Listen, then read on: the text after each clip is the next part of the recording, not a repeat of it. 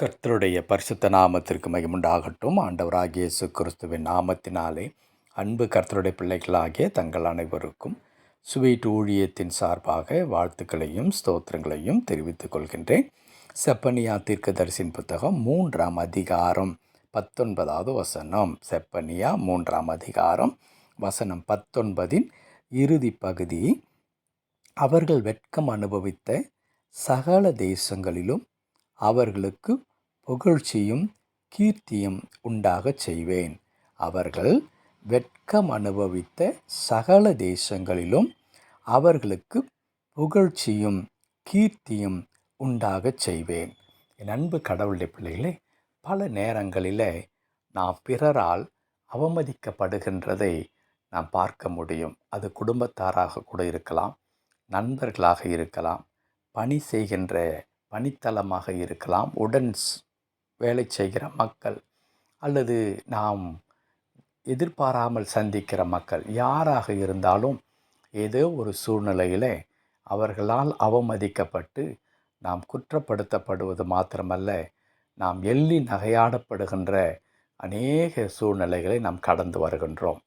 படிக்க முடியாத ஒரு இளைஞனாக இருக்கும் பொழுது நன்றாக படிக்கவில்லை, கல்வியிலே தோற்று போய்விடுகிறான் என்பதை பார்க்கிற சக மாணவர்கள் அவர்களை அலட்சியப்படுத்துகிறார்கள்.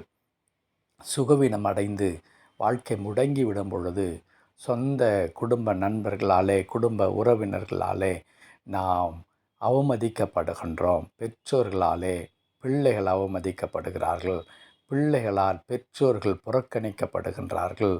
இன்னும் வேலை ஸ்தலங்களிலே உடன் பணியாற்றுகின்ற மக்கள் அவர்கள் எதிர்பார்ப்பை நாம் பூர்த்தி செய்யாத நிலையில் நம்மிடத்தில் இருக்கிற சிறு சிறு குறைவைகளை கூட பெரிதாக்கி நம்மை பலருக்கு முன்பதாக அவமானப்படுத்துகின்ற நிகழ்வுகளை நாம் பார்க்க முடியும். என் அன்பு கடவுளுடைய பிள்ளைகளே, இவர் இப்படிப்பட்டதான ஒரு அனுபவத்தில் கடந்து வருகின்ற நம்மை பார்த்து கடவுள் சொல்லுகிற வார்த்தை தான், அவர்கள் வெட்கம் அனுபவித்த சகல தேசங்களிலும் அவர்களுக்கு புகழ்ச்சியும் கீர்த்தி உண்டாகச் செய்வேன் என்று சொல்லி.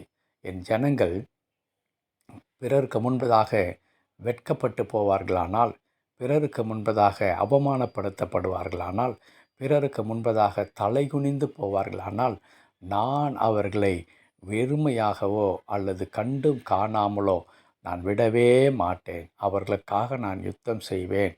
அவர்கள் எந்த தேசத்தில் அவர்கள் வெட்கம் அனுபவிக்கிறார்களோ, எந்த இடத்தில் அவர்கள் வெட்கம் அனுபவிக்கிறார்களோ, எந்த அலுவலகத்தில் அவர்கள் புறக்கணிக்கப்படுகிறார்களோ, அதே இடத்துல அவர்களை கீர்த்தியும் புகழ்ச்சியுமானவர்களாக, உடைய பெயரை பெருமைப்படுத்தத்தக்கதாக நான் அவர்களை உயர்த்துவேன், ஆசீர்வதிப்பேன் என்று ஆண்டவர் சொல்லுகின்றார்.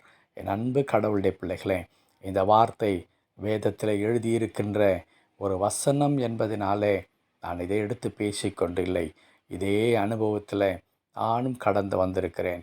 பல இடத்துல அவமதிக்கப்பட்டு, பல இடத்துல உதாசீனப்படுத்தப்பட்டு, பலரால் குற்றம் சாட்டப்பட்டு, பலரால் எள்ளி நகையாடப்பட்ட அனுபவங்கள் அநேக தரம் இருந்திருக்கிறது. ஆனால் அது எந்த சூழ்நிலையிலும் கடவுள் ஒரு நாளும் என்னை கைவிட்டதே இல்லை. யார் என்னை அவமதித்தார்களோ அவர்களுக்கு முன்பதாகவே கடவுள் உயர்த்தி இருக்கின்ற அநேக அனுபவங்களை நான் கடந்து வந்திருக்கின்றேன். ஆகையினால்தான் தைரியமாக இந்த வசனத்தை என்னால் பிரசங்கிக்க முடிகிறது. கடவுள் சொன்னதை அப்படியே செய்கிற கடவுள். என் அன்பு கர்த்தருடைய பிள்ளைகளை, ஒருவேளை பிறராலே நீங்கள் அவமதிக்கப்பட்ட ஒரு நிலைமையில் நீங்கள் இருந்து கொண்டிருக்கலாம். அங்கீகரிக்கப்பட முடியாமல், உதாசீனப்படுத்தப்பட்டு, புறக்கணிக்கப்பட்டு, தள்ளப்பட்ட ஒரு நிலையிலே நீங்கள் இருந்து கொண்டிருக்கலாம். ஓ, என் கணவன் என்னை இப்படி ஒதுக்கி விட்டாரே, என் மனைவி என்னை இப்படி காயப்படுத்தி விட்டாலே, என் பிள்ளைகள் என்னை இவ்விதமாக புறக்கணித்து விட்டார்களே, அல்லது இந்த அலுவலகத்தில், ஏன் இந்த திருச்சபையில், இந்த ஊழிய ஸ்தாபனத்தில், அல்லது இந்த குடும்பத்தில் நான் இப்படிப்பட்டதான எதிர்பாராத ஒரு இழிவான நிலைக்குள்ளாக நான் ஆளாக்கப்பட்டு விட்டேன் என்று நீங்கள் நினைக்கலாம். கர்த்தர் உங்கள் பட்சத்தில் நிற்கிறார் என்பதை நீங்கள் மறந்துவிட வேண்டாம். கடவுள்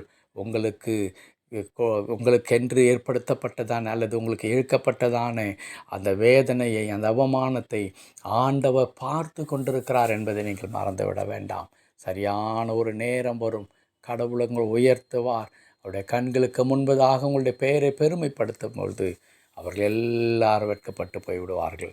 என் அன்பு கர்த்தருடைய பிள்ளைகளே, ஆகையினால் இன்றைக்கு இருக்கிறதான இந்த அவமானத்தை, இன்றைக்கு இருக்கிறதான இந்த வெட்கத்தை குறித்து நீங்கள் கவலைப்பட வேண்டாம். கடவுள் உங்களுக்காக பதில் செய்யும். அந்த நாள் வரையிலும் காத்திருங்கள். கர்த்தர் நிச்சயமாக உங்களுக்காக யுத்தம் பண்ணி உங்கள் பெயரை பெருமைப்படுத்துவார். உங்களை கீர்த்தியும் புகழ்ச்சியுமாய் வைக்கும் வரையிலும் ஆண்டவர் ஒரு நாளும் ஓய மாட்டார். ஜெபிக்கலாமா? கிருபை நிறைந்த நல்ல ஆண்டவரே, உமக்கு நன்றி செலுத்துகிறோம் கர்த்தாவே. நாங்கள் உம்மை துதிக்கிறோம் பாப்பா. ஆம் கர்த்தாவே, இந்த சமுதாயத்தில் பல முறை பல இடங்களிலே நாங்கள் பலரால் காயப்படுத்தப்படுகிறோம் கர்த்தாவே. ஆனால் அந்த நேரத்தில் எல்லாம் கடவுள் எங்களுக்கு தைரியத்தை கொடுத்து, எங்களுக்கு உற்சாகத்தை கொடுத்து, ஆண்டவரே நீர் எங்களை தாங்கி வழி நடத்தி கொண்டு வருகிறீர்.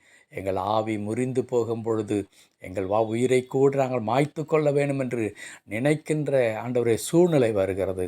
ஆனால் அந்த நேரத்திலெல்லாம் எங்களை தைரியப்படுத்தி தொடர்ந்து எங்களை வழி நடத்துகிறீர். நேரம் வரும்பொழுது என் ஆண்டவர் யார் முன்பதாக நாங்கள் ஆண்டவரே வெட்கப்பட்டோமோ, எந்த இடத்துல அவமதிக்கப்பட்டோமோ, அதே இடத்துல யாரால் நாங்கள் புறக்கணிக்கப்பட்டோமோ அவர்களுக்கு முன்பதாக எங்களை உயர்த்துகிற ஆண்டவராக இருக்கிறீர். மொர்தெகாயின் வாழ்க்கையில் அதை நாங்கள் பார்க்கிறோம். அவமதித்த ஆமானே ஆண்டவரே உயர்த்தினதை நாங்கள் பார்க்கிறோம் கர்த்தாவே. அப்படிப்பட்ட கிருபை எங்களுக்கு தொடர்ந்து தாரும், எங்களை பொறுப்படுத்திக் கொள்ளும். மீட்பர் நாமத்தில் பிதாவே, ஆமென், ஆமென்.